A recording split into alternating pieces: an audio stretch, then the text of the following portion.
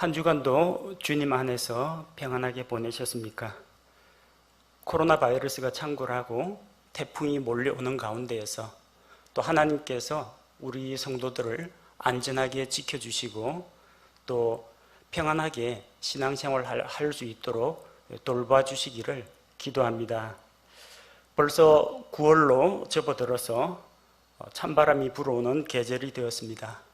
우리 성도 여러분들 건강관리 잘 하시고 특히 나이 드신 어르신들은 이 계절에 꼭 독감 예방접종을 하시기 바랍니다.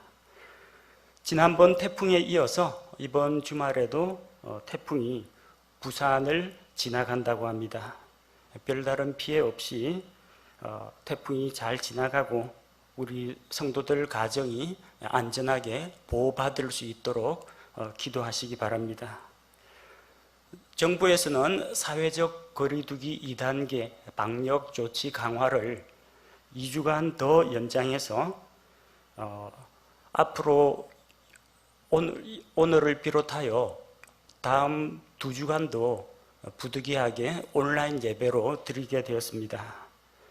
그래서 우리 성도들 조금 불편한 점이 있더라도 정부의 방역 지침에 협조해 주시고 또 우리 가정과 또 교회 공동체의 안전을 위해서 같이 힘을 모아 주시기를 부탁드립니다.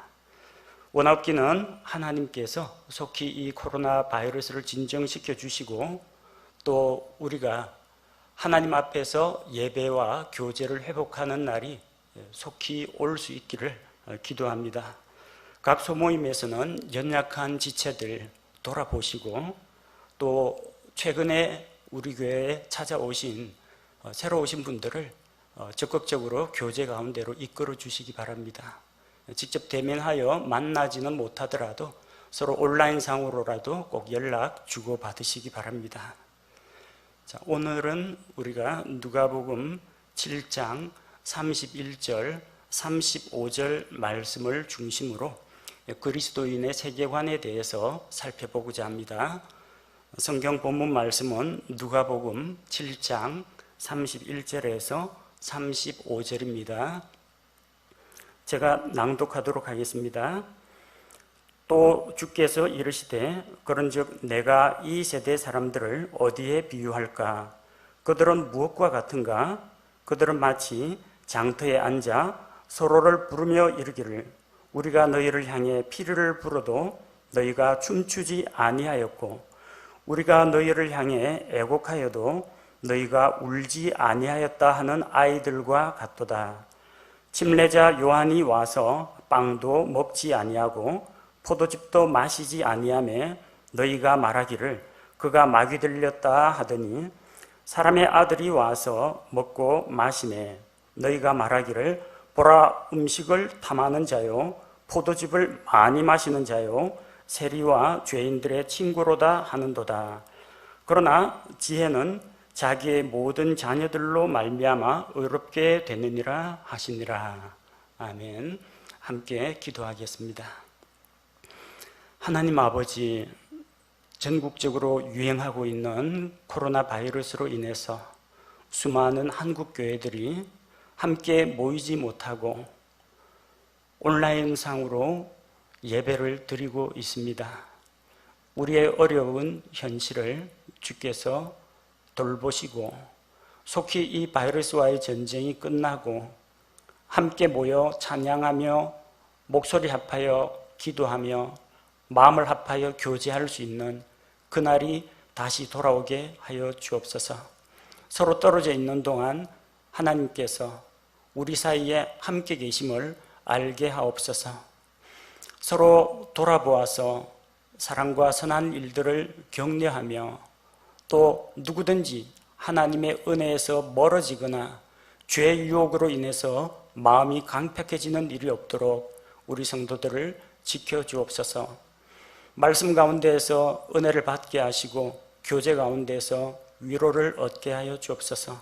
선포되는 말씀을 통해서 우리의 시야가 하나님의 시야를 담게 하시고 하나님의 눈으로 자신과 세상과 다른 사람들을 바라볼 수 있도록 하여 주옵소서. 예수님의 이름으로 기도합니다. 아멘. 옛날에는 사람들의 생활 반경이 좁아가지고 자기 동네나 아니면 그 이웃 동네 소문까지만 들었습니다. 멀리 한양에서 무슨 일이 일어났는지, 저 깊은 강원도 산골에서 어떤 사건이 일어났는지는 사람들이 몰랐습니다. 또 몰라도 살아가는데 별로 문제가 없었습니다. 그냥 조그마한 지역 공동체를 중심으로 살아갔기 때문에 자신과 자신 주변에 있는 환경들에 대해서만 관심을 두면 되었습니다. 오늘날은 교통과 통신이 발달하여 사람들이 먼 거리도 서로 왕래하고, 또 통신 덕분에 멀리 떨어져 있는 사람들과도 서로 소식을 주고받을 수 있게 되었습니다. 사람들의 활동 반경이 넓어졌습니다. 사람들의 관심 영역도 넓어졌습니다. 이웃 동네가 아니라 대한민국 전역에서 일어나는 일들을 우리는 다 관심 있게 지켜보고 있습니다. 뿐만이 아닙니다. 전 세계적으로 어디에 태풍이 오고 어디에 폭우가 쏟아지고 어느 나라에 지진이 일어난 것까지 다 알고 있습니다. 미국의 정치 상황이 어떠한지, 국제 유가가 올랐는지 내렸는지, 전 세계 금리 정책이 어떻게 되는지, 결국 우리 모두에게 영향을 미치는 이런 정보들에 대해서 사람들이 관심을 갖고 있습니다. 또 이런 사람들의 뉴스 욕구와 관심을 충족시켜주는 것이 바로 언론입니다. 우리는 세상에서 일어나는 모든 일들을 직접적으로 다 알 수는 없습니다. 대부분은 내가 직접 눈으로 보는 것보다 다른 사람들로부터 듣는 것이 더 많습니다. 또 그 다른 사람들도 자기가 직접 본 것 이외에 언론을 통해서 보고 들은 것들을 다시 다른 사람들에게 전파를 합니다. 현대사회에서는 이 매스미디어를 떠나가지고는 우리가 정보를 얻을 만한 마땅한 어떤 수단들이 없습니다. 그래서 언론은 우리로 하여금 세상이 어떠한 모습인지, 사람들이 어떻게 살아가고 있는지, 그 세상 가운데 있는 나는 어떤 존재인지를 보여주는 하나의 틀을 제공하고 있습니다. 세상을 바라보는 그 창의 역할을 언론이 하고 있다는 겁니다. 그래서 우리가 전 세계는 보지 못하지만 언론이라는 요 격자창에 비친 세계의 모습을 우리가 보고서 그것이 내가 살고 있는 세상이다라고 생각하고 있는 겁니다. 근데 이 창에 나오지 않는 또 다른 세상의 모습들이 있는데 때로는 우리가 그것을 보지 못할 때도 있습니다.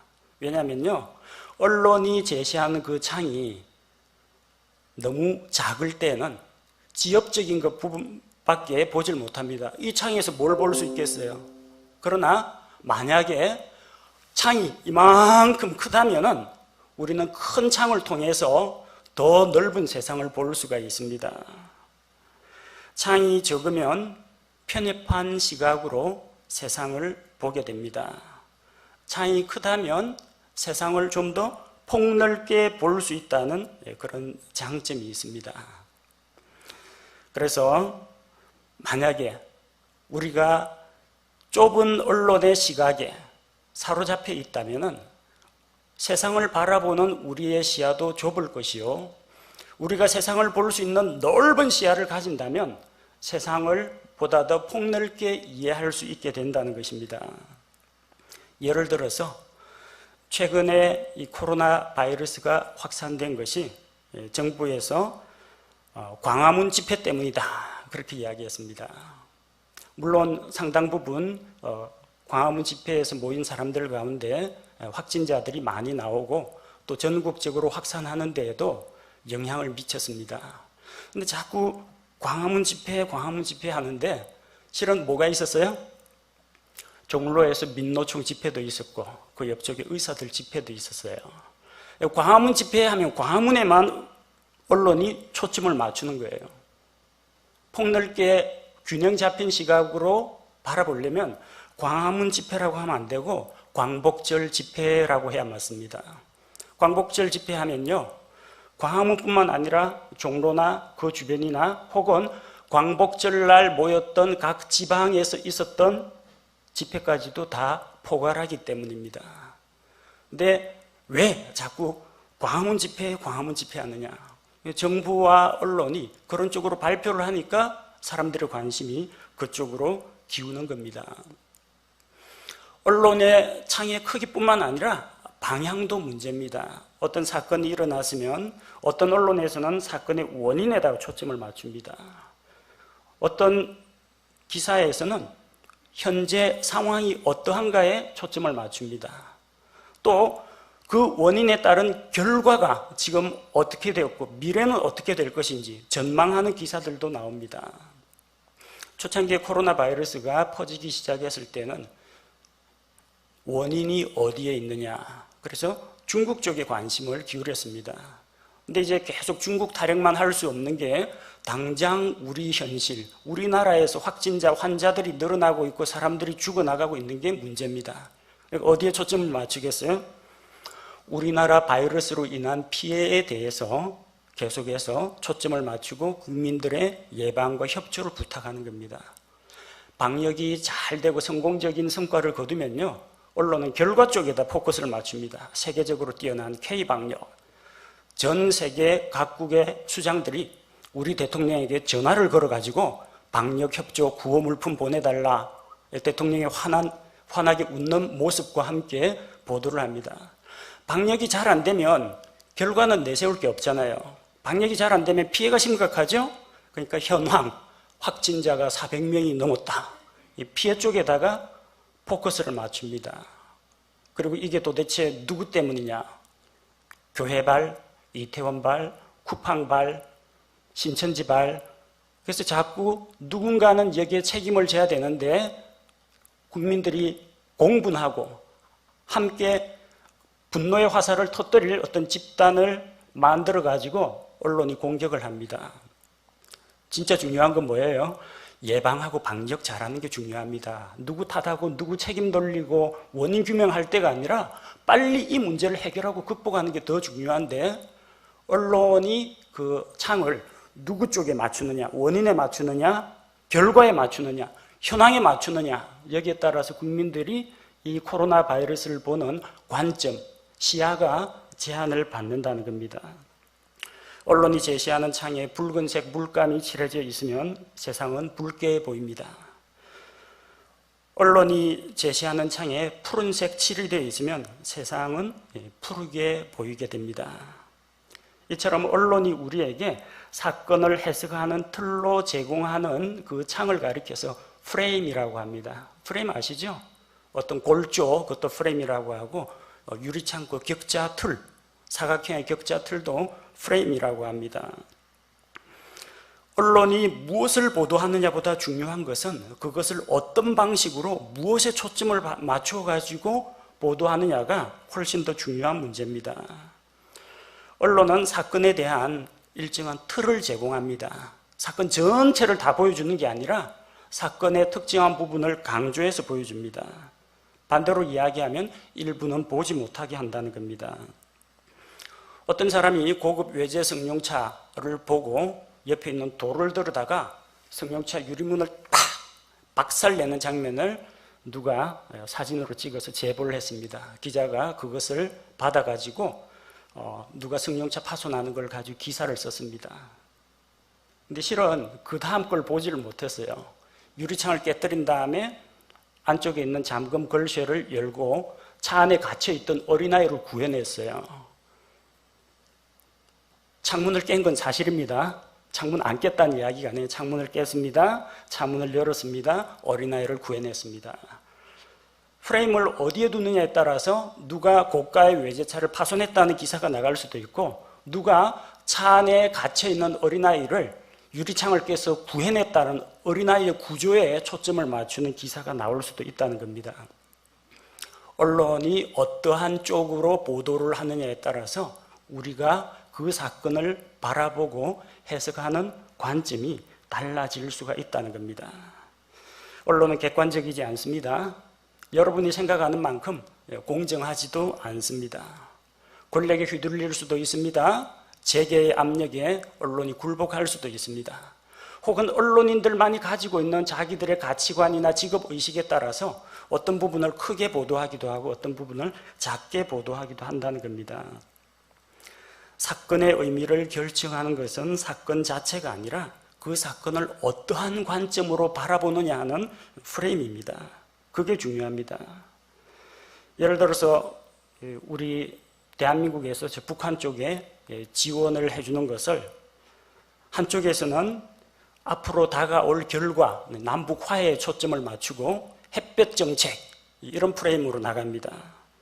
반면에 왜 우리가 북한에게 그런 걸 줘야 되느냐, 북한을 고립시키고 항복하고 나오게 만들어야 한다, 그 쓸데없는 북한 퍼주기 사업을 하지 말라고 합니다. 자, 어떤 쪽으로 보도하느냐, 햇볕 정책 쪽으로 보도하느냐, 북한 퍼주기로 보도하느냐에 따라서 대북 관계를 바라보는 국민들의 시선이 달라질 수가 있습니다.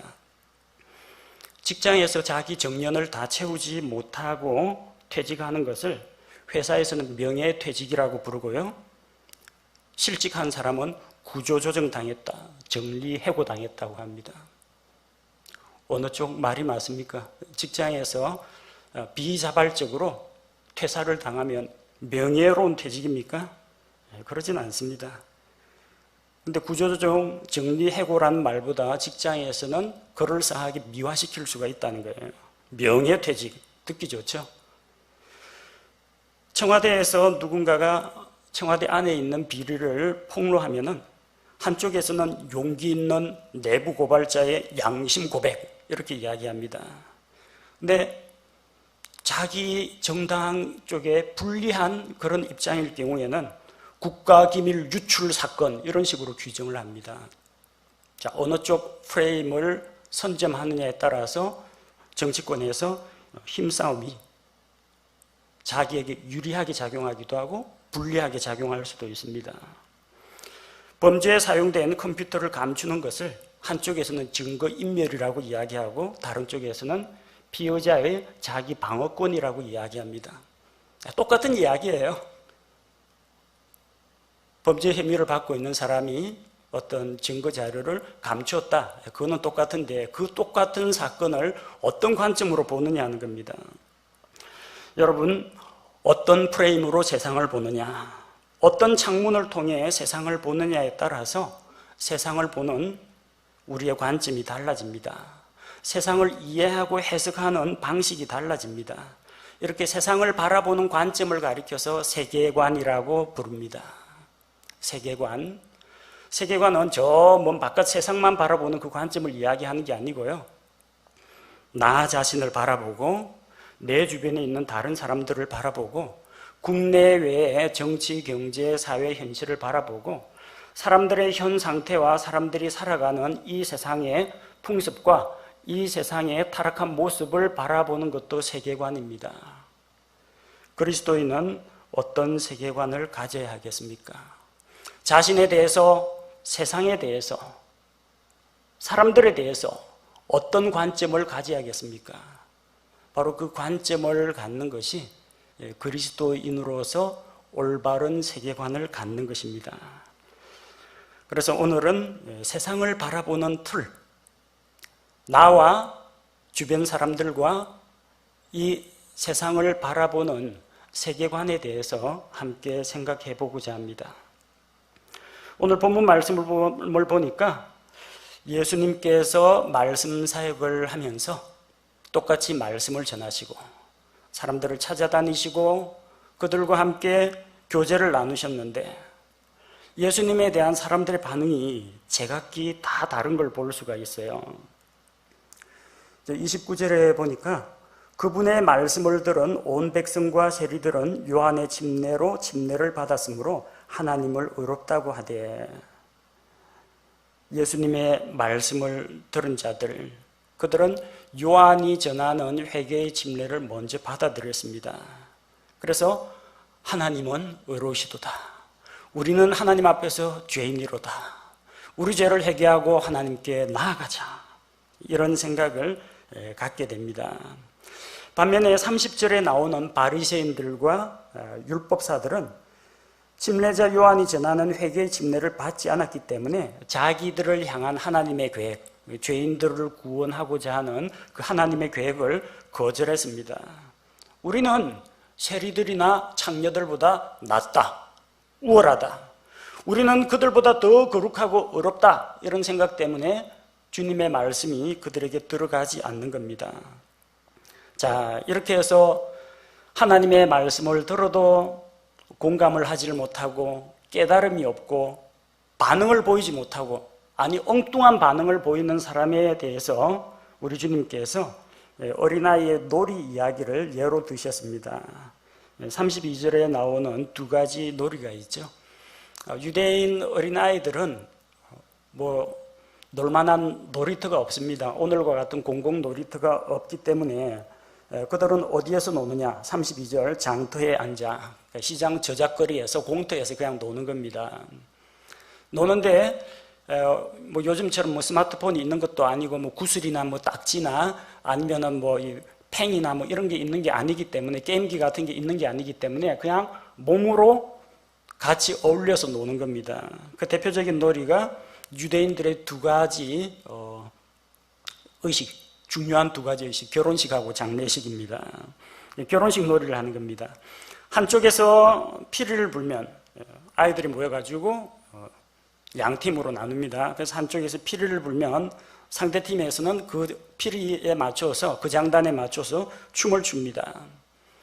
근데 이거 몇 번 하다 보면 재미가 없어요. 이번에 우리가 피리 불게, 너희는 춤춰. 몇 번 하다 보면 너무 단순해갖고 재미가 없습니다. 싫어, 안 해, 재미없어. 시들합니다. 춤을 안 춰요. 장례식 놀이도 있습니다. 한쪽에서 자, 그럼 우리가 애곡을 할 테니까, 우리는 곡을 할 테니까 너희는 슬프게 울라.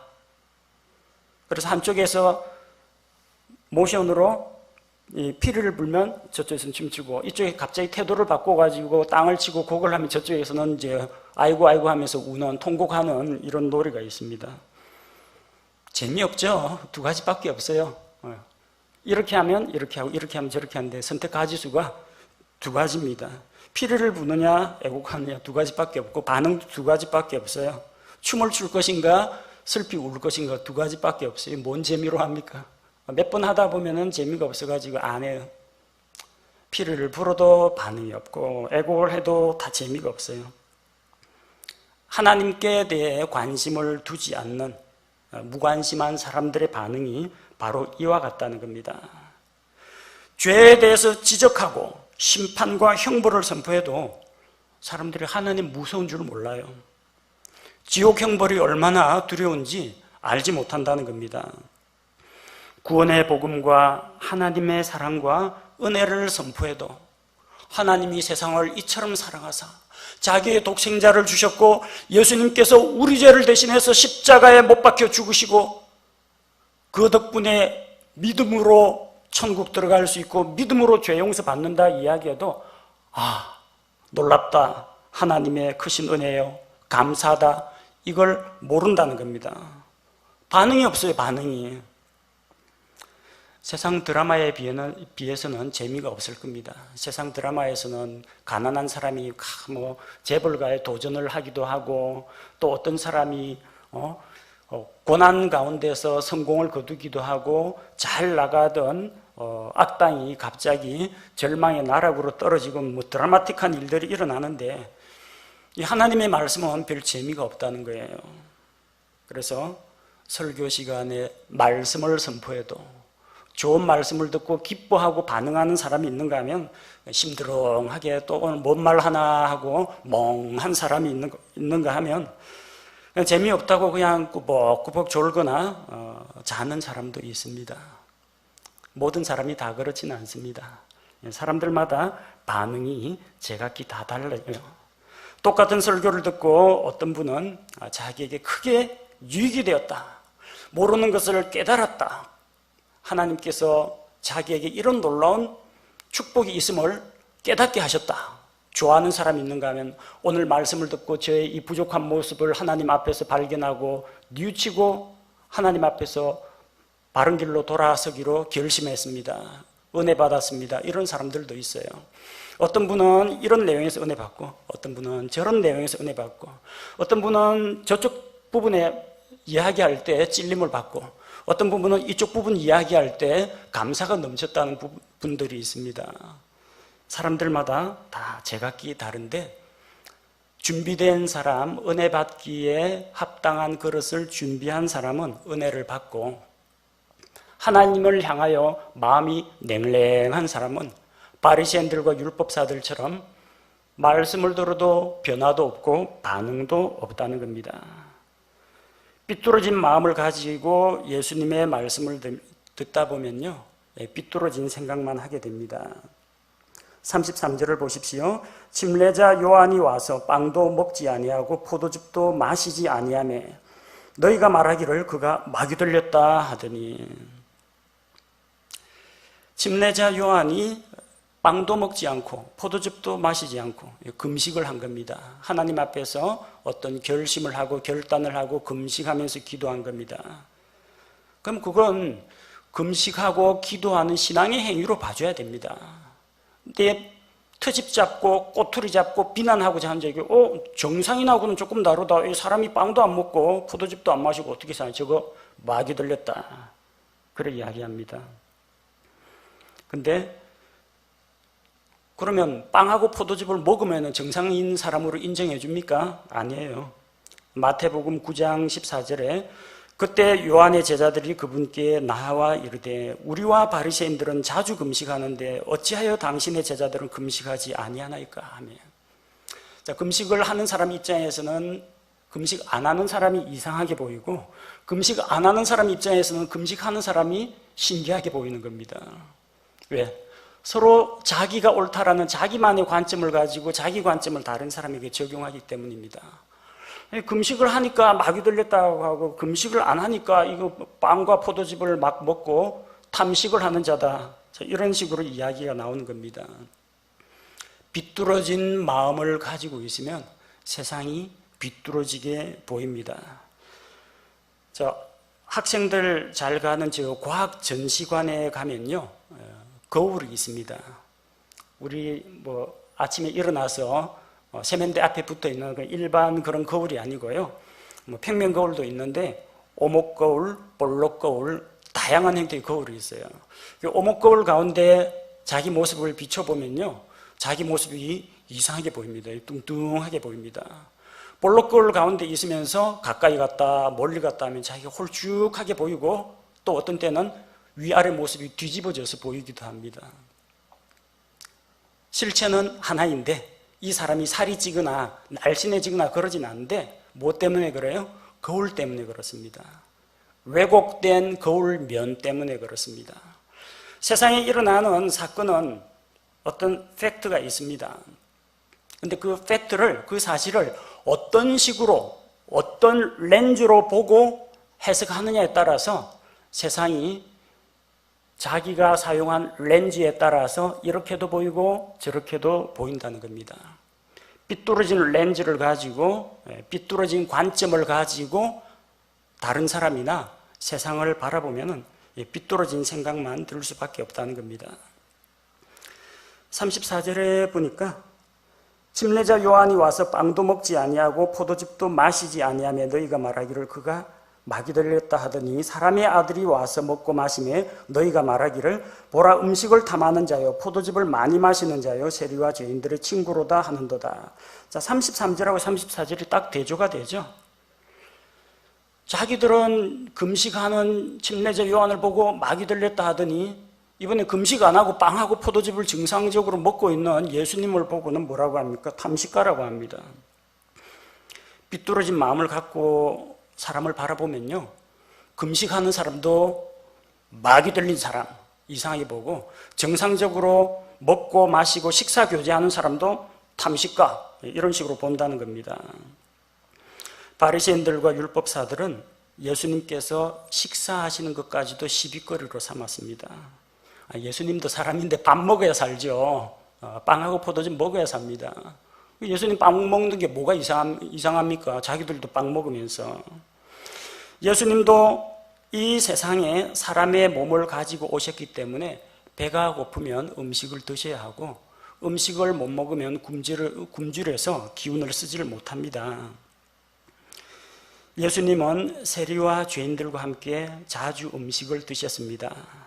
그리고 그들에게 하나님의 말씀을 전하셨습니다. 예수님이 무료 급식소 만들어가지고 이 빵하고 포도즙 퍼주기 사업을 한 게 아니고요.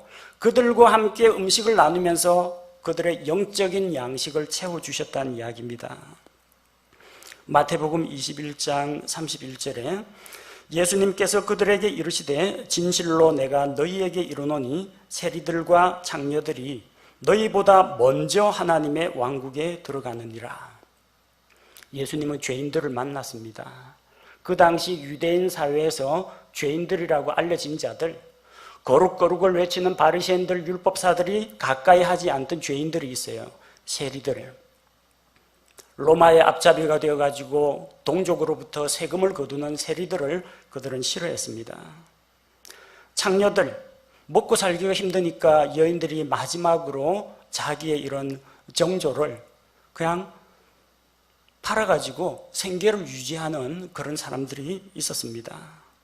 사람들로부터 따돌림을 받고 그들도 그런 일들을 하면서 마음에 찔리긴 했지만 그들은 누구보다도 자기들이 하나님 앞에서 죄인이라는 것을 절실히 느끼고 있었습니다. 예수님의 말씀을 듣고 세리들과 장녀들의 마음속에는 변화가 일어났습니다. 예수님이 그들에게 공짜밥만 먹인 게 아닙니다. 함께 음식을 먹으면서 말씀을 나누고 그 말씀을 통해서 세리들과 장녀들이 하나님의 왕국에 들어갈 수 있게 되었다는 겁니다. 예수님 빵 먹는 거 비난하시면 안 됩니다. 세리들, 장녀들에게 음식 사준 거 비난거리로 삼으면 안 돼요. 마음이 삐딱한 사람은 그거를 시비거리로 삼습니다. 예수님에 대해서 비난하는 사람들은 비뚤어진 세계관을 갖고 있습니다. 자기도 빵을 먹으면서 왜 예수님이 빵 먹는 것은 그렇게 못 견뎌 할까요? 34절에 그들은 예수님에게 억울한 누명을 씌웁니다. 음식을 탐하는 자요, 포도즙을 많이 마시는 자요, 세리와 죄인들의 친구로다. 예수님에 대해서 이 사건의 전체를 왜 예수님께서 그들을 만나셨는가, 만나서 무엇을 하셨는가, 예수님을 만난 후 그들은 어떻게 변화되었는가, 이걸 전부 다 볼 수 있어야 됩니다. 폭넓은 하나님의 시야로 예수님의 사역을 볼 수 있어야 합니다. 근데 그들이 첫 번째로 시비거리로 삼은 게 뭐예요? 딱 하나만 떼가지고 예수님 누구하고 밥 먹었지? 이것만 봅니다. 누구하고 먹느냐가 그렇게 중요합니까? 첫째 프레임, 예수님 누구와 함께 음식을 드셨는가? 예수님은 세리와 죄인들을 만나셨습니다. 죄인들하고 가까이 지낸다고? 끼리끼리 잘 어울리네. 예수님은 세리와 죄인들의 친구다. 곧 예수님도 죄인이다. 찾아오려거든 거룩하신 제사장과 우리 같은 뛰어난 율법학자들과 경건을 부르짖는 바리새인 이 어르신들을 만나야지. 어떻게 미천한 세리 죄인들을 찾아다니냐. 네 수준에 딱 맞다. 너도 똑같은 죄인이다. 예수님이 누구하고 음식을 먹느냐, 그걸 부각시켜서 예수님을 세리와 죄인들의 친구다, 이런 식으로 몰아갔던 겁니다. 근데 여러분, 그들은 예수님께서 함께 음식을 나눈 극히 일부분의 사람에 대해서만 초점을 맞췄어요. 예수님이 날마다 세리와 죄인들 만났습니까? 아니에요. 바리새인 집에도 갔어요. 누가복음 7장 36절에 바리새인들 중에 하나가 그분께서 자기와 함께 잡수실 것을 그분께 구하매 그분께서 그 바리새인의 집에 들어가 음식 앞에 앉으시니라. 예수님, 세리와 죄인들, 창녀들만 만나지 말고 사람을 좀 골고루 만나시죠? 라고 이야기하는데 아니에요. 예수님 바리새인도 만나셨어요. 바리새인도 만났다고요. 세리도 만났지만 바리새인도 만났어요. 예수님은 부자도 만나고 가난한 자도 만났습니다. 부자 청년도 예수님 앞에 나와서 선한 선생님이여 내가 어떻게 해야 영생을 얻겠습니까? 부자 청년도 나와왔어요. 그리고 산헤드린 공회 의원, 바리새인인 니고데모도 만나주셨지 않습니까? 예수님 남자, 여자 가리지 않고 다 만났습니다.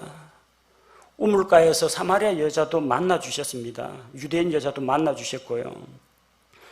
또 요한복음 12장 3절에서는 마리아의 집에 들어가서 마리아, 마르다, 나사로 이 남매의 집에 가서 마리아로부터 섬김도 받았습니다. 예수님이 대접을 할 때도 있었고 예수님이 섬김을 받을 때도 있었습니다. 마리아가 예수님 발 씻어주니까 이상합니까? 예수님 저 여자 손에 자기 발을 맡기고 뭔가 좀 수상한 거 아니야? 여러분 그런 쓸데없는 상상하지 마십시오. 하나님의 대언자 엘리야는 사르밧 과부 집에서 신세졌습니다. 남편도 없는 여자, 어린 아이 하나만 있는 그 과부 집에서 대언자가 살았다는 이야기예요. 그거 읽고 여러분 야릇한 상상하십니까? 바울은 루디아의 집에서 머물렀습니다. 바울이 사양하는데 나를 그리스도 안에서 주민론 자매로 인정한다면 내 집에 들어와서 이 빌립보 지방의 복음 선교의 전초기지로 삼으라 하고 강권하니까 하는 수 없이 바울 일행이 루디아의 집에 머물면서 신세졌습니다. 남자 만날 수도 있고 여자 만날 수도 있고 노인을 만날 수도 있고 어린아이와 어울릴 수도 있고 세리와 죄인과 창녀를 만날 수도 있고 바리새인이나 제사장 만날 수도 있습니다. 왜 근데 꼭 세리와 죄인들 만난 거 그것만 꼽아가지고 이야기하느냐는 겁니다.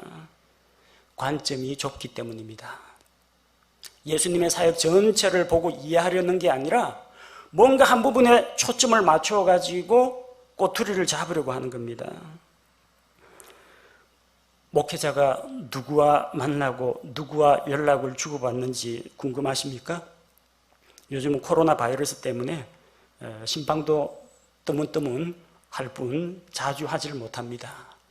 또 어떤 때는 교회 잘 안 나오시는 분들 전화를 걸면 반가워하시는 분도 있고 부담스러워하는 분이 있습니다. 내가 교회 안 가니까 목사님이 또 이렇게 직접 전화까지 하고 야단치나 보다 그 생각하고 부담을 느끼는 분도 있습니다.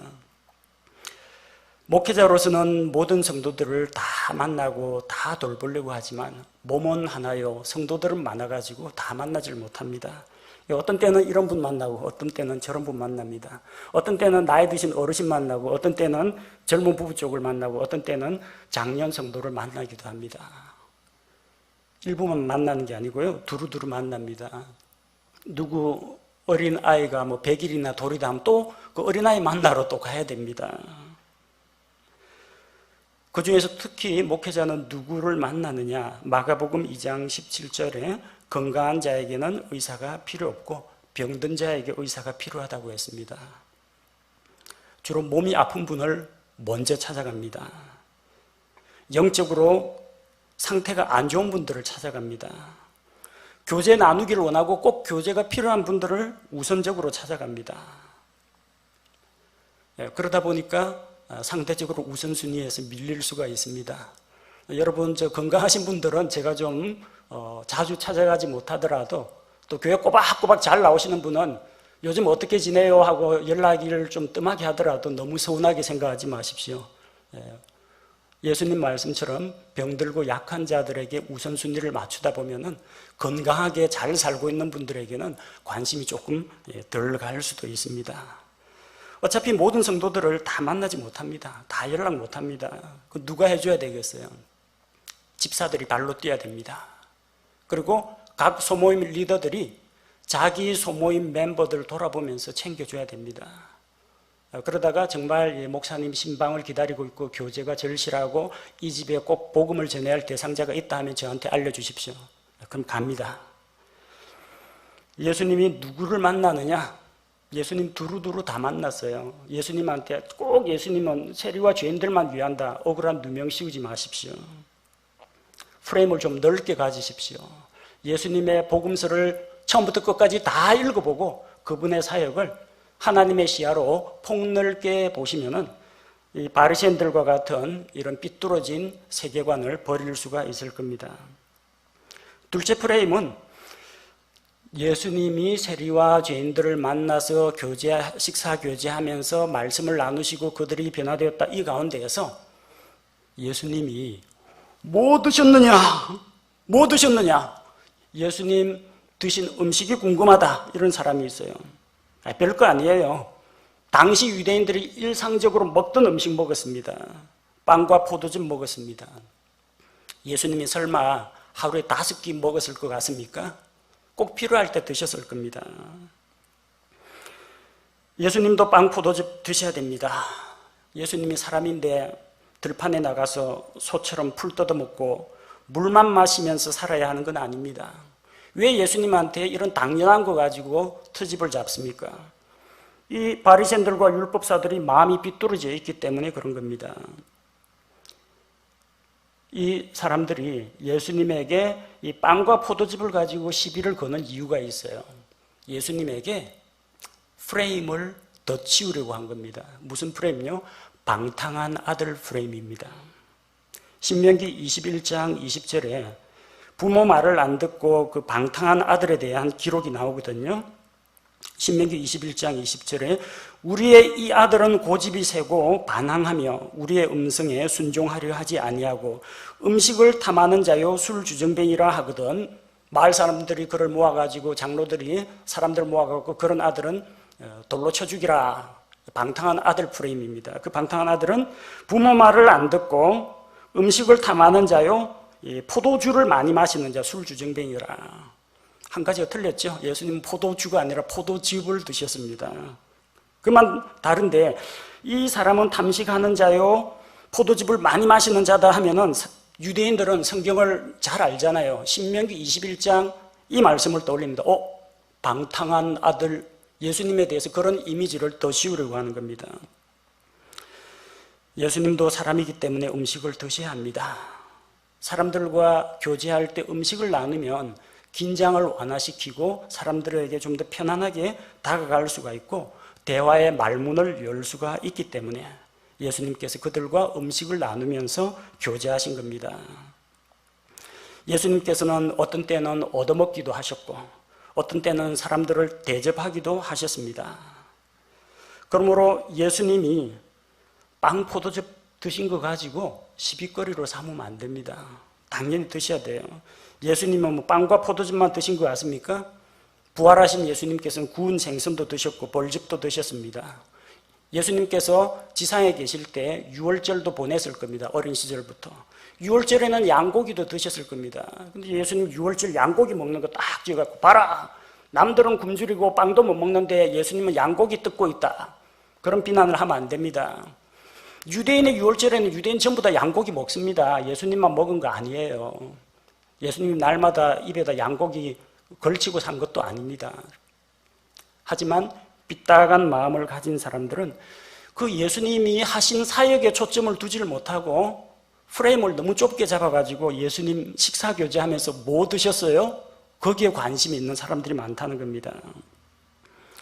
셋째 프레임은 배금주의 프레임입니다. 가룟 유다가 가지고 있는 생각이죠. 예수님 세리와 죄인들, 창녀들 빵, 포도즙 대접하는 건 좋은데 지출이 너무 많습니다. 가룟 유다는 재정을 관리하는 사람입니다. 그 입장에서는 돈이 아깝습니다. 예수님의 사역을 위해서 돈을 써야 하는데 그는 돈의 노예가 되었습니다.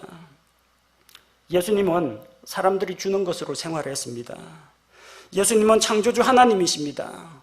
허공에서 금덩어리, 은덩어리 만들어낼 줄 압니다. 근데 그 능력을 쓰지 않으셨습니다. 예수님 목수 출신입니다. 나가서 목수 일 해가 돈 벌 수 있습니다. 그렇게 하지 않으셨어요. 왜? 예수님은 가구 만들러 오신 분이 아니고 집 지어주려고 오신 분이 아니고 사람들을 살리러 오셨기 때문에 목수 사역을 내려놓고 말씀 사역을 하셨던 겁니다. 세리와 죄인들 먹일 때 예수님께서 돌로 빵을 만들어서 먹이지 않았습니다. 예수님 자신도 40일 금식하고 굶주렸을 때 마귀가 돌로 빵을 만들어 먹으라고 했는데 할 수 있지만 하지 않으셨습니다. 그럼 도대체 예수님 빵하고 포도즙 값은 어디서 나왔습니까? 누가복음 8장 3절에 헤롯의 청지기 구사의 아내 요한나와 또 수산나와 다른 많은 사람들이 자기 재물로 그분을 섬겼더라. 예수님에게는 후원자들이 있었습니다.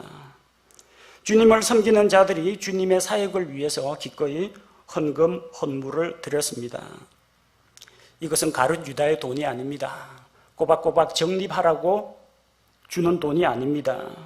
주님의 사역에 선한 일에 사용하라고 드린 재물입니다. 그런 걸 가지고 세리와 죄인들을 구원하는 일에 사용한다면 예수님께서 잘 하신 겁니다. 근데 그걸 아까워하는 가룟 유다는 다 돈으로 보여요. 예수님이 세리와 죄인들 불러가 식사하는 것이 신경 쓰입니다. 지출이 늘어나니까요. 근데 어차피 그 가룟 유다 돈도 아니에요.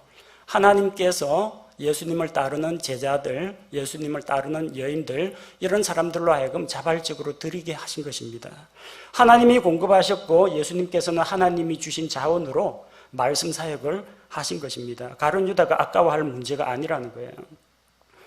가룟 유다는 마리아가 예수님의 발에 값비싼 향유를 붓는 것을 보고 그것도 아까워했습니다. 좀 있으면 십자가에서 죽어서 장사될 예수님의 몸을 위해서 향유를 부어드렸는데 가룟 유다의 이야기는 그 향유가 마리아가 주께 드리는 아름다운 사랑의 선물, 헌물로 보인 게 아니라 돈으로 보였습니다.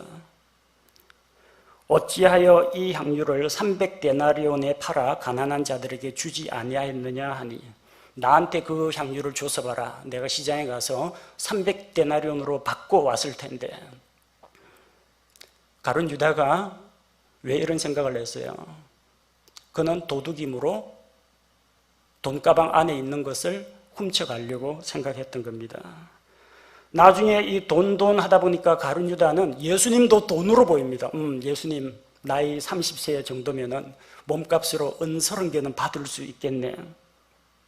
마태복음 26장 15절 그들에게 이르되 내가 그를 너희에게 넘겨주면 너희가 무엇을 내게 주려느냐 하니 그들이 은 30개로 그와 언약을 맺거늘.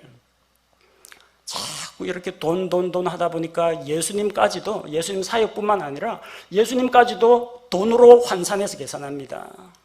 은 30개짜리 몸을 가진 예수님. 우리 교회 집사님들은 제가 맘 놓고 사역을 할 수 있도록, 목회 사역을 할 수 있도록 많이 후원을 해주시고 또 도와주십니다. 근데 만약에 우리 교인들 가운데도 이 바리새인이나 율법사들처럼 삐딱한 생각을 가진 사람이 있다면 얼마든지 왜곡된 생각을 품을 수가 있다는 거예요. 왜 목사님이 저런 산타페를 타고 다니느냐? 그 차 제 거 아닙니다. 교회 재산으로 등록되어 있고요. 그 차가 있어가지고 지금까지 복음, 신방 이런 사역에 유용하게 사용되고 있습니다. 차 고른 건 집사님들이 골랐어요. 추천해 줬어요.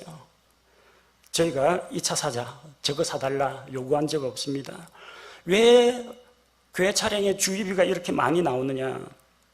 그 주의비 많이 나오는 이유는 목사가 집안에 틀어박혀 있지 않고 말씀 전하러, 신방하러, 성도들과 교제하러 부지런히 발로 뛰었기 때문에 그렇습니다. 주의비 얼마 안 나오잖아요. 그럼 삐딱한 마음을 가진 사람, 봐라, 왜 주의비가 안 나오냐? 목사가 신방도 안 하고 전도도 안 하고 지 집에 서재에 틀어박혀서 안 나오기 때문이 아니냐? 삐딱한 사람 눈에는 목사가 이러든 저러든 다 삐딱하게 보입니다. 그러나 올바른 세계관을 가진 사람들 눈에는 목회자가 하는 사역 전체가 눈에 보이게 됩니다. 여러분, 우리 교회는 이런 삐딱한 마음 가진 사람 없기를 진정으로 바랍니다.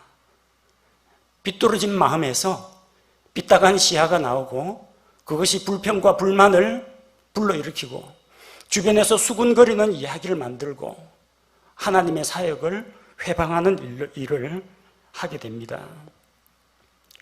자, 오늘 우리가 살펴본 이 프레임에 대한 이야기, 세상을 바라보는 틀에 대한 이야기, 여러분이 만약 마태복음, 마가복음, 누가복음, 요한복음, 예수님의 전생의 사역을 깊이 있게 다 읽으셨다면, 그렇다면 예수님의 사역을 폭넓게 보실 수가 있을 겁니다.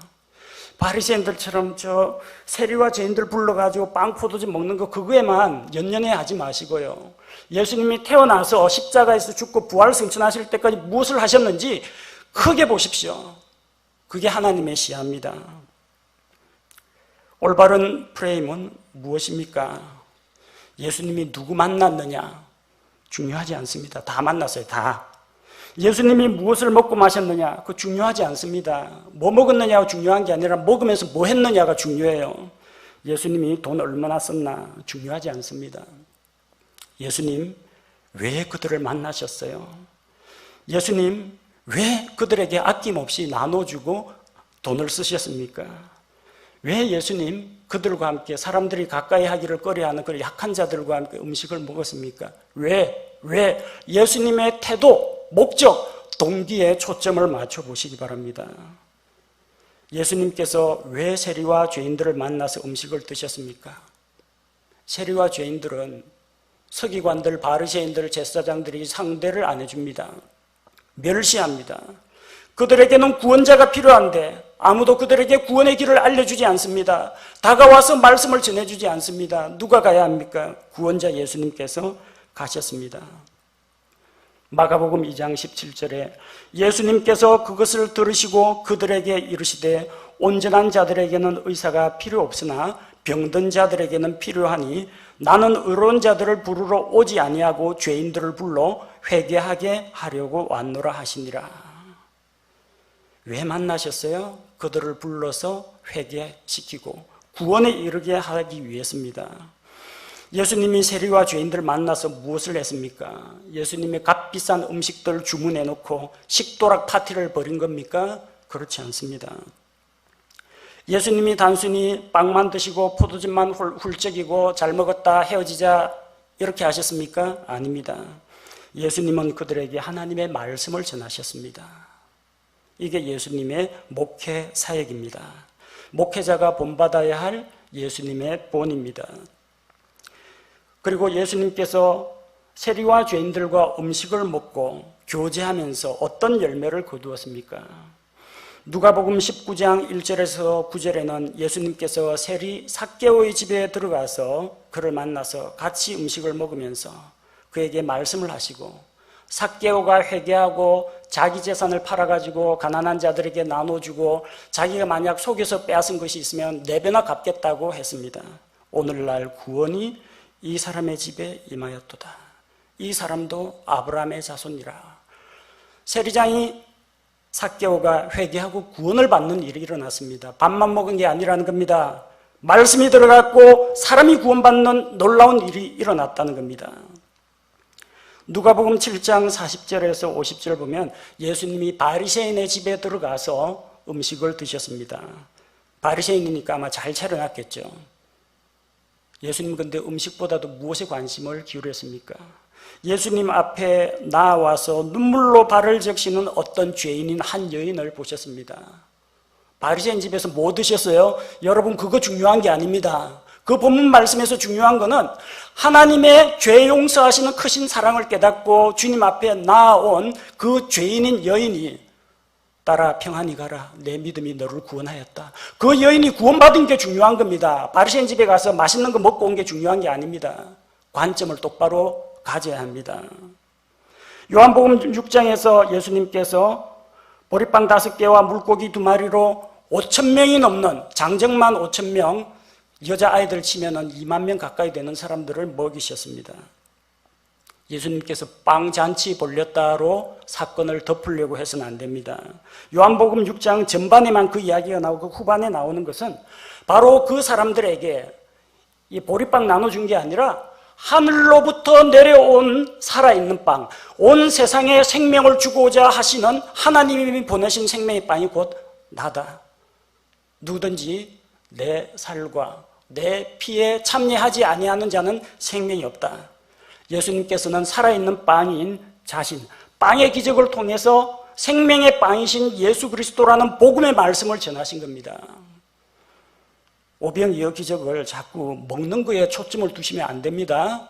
이 기적의 초점은 살아있는 생명의 빵 예수 그리스도에게 초점을 맞춰야 합니다. 여러분 성경을 읽을 때 올바른 관점을 가지고 읽으십시오. 올바른 시각으로 예수님의 사역을 바라보고 이해하고 깨달으시기 바랍니다. 올바른 시각을 가지고 목사와 목사의 사역을 보시기 바랍니다. 올바른 시각을 가지고 오늘날 죄로 인해서 죽어가는 사람들의 딱한 사정을 보시기 바랍니다.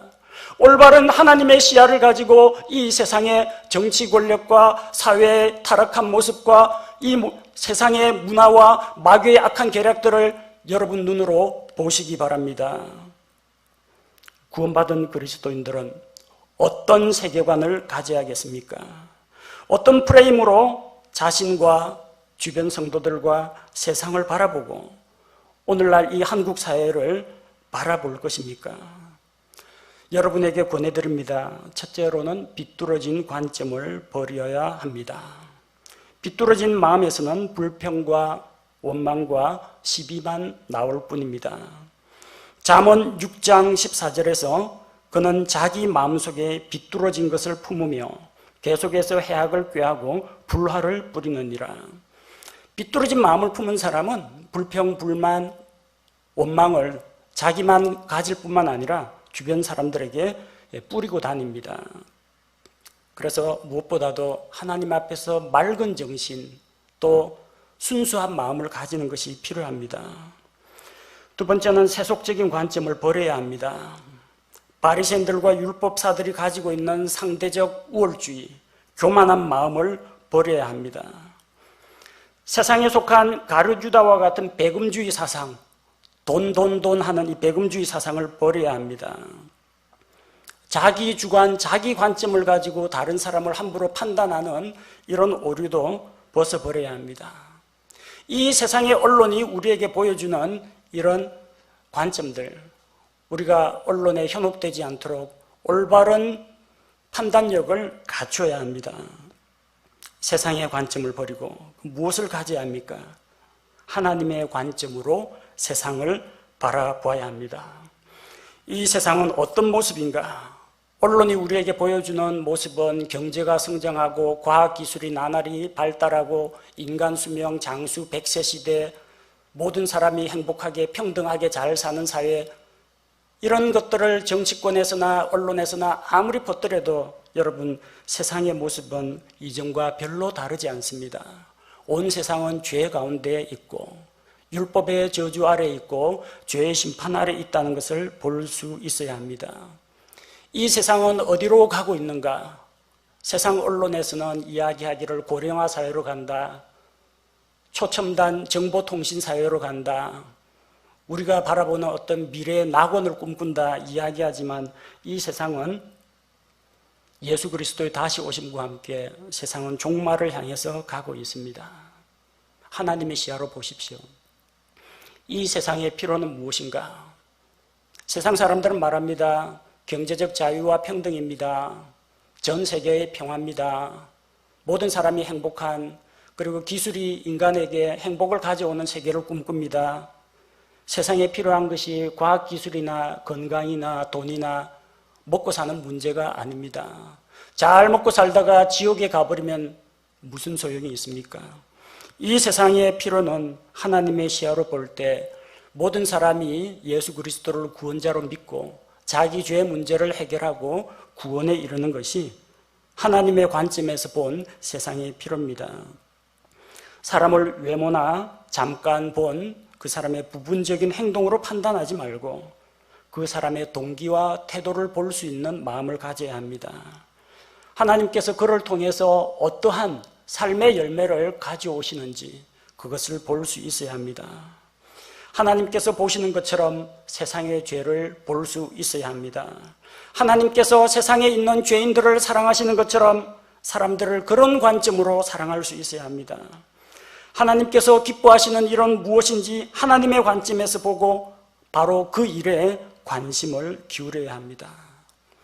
우리 모든 성도들이 하나님의 관점으로 자신과 다른 사람들과 이 세상을 볼 수 있는 올바른 관점, 올바른 시야, 올바른 세계관을 가지는 그런 그리스도인이 되어야겠습니다.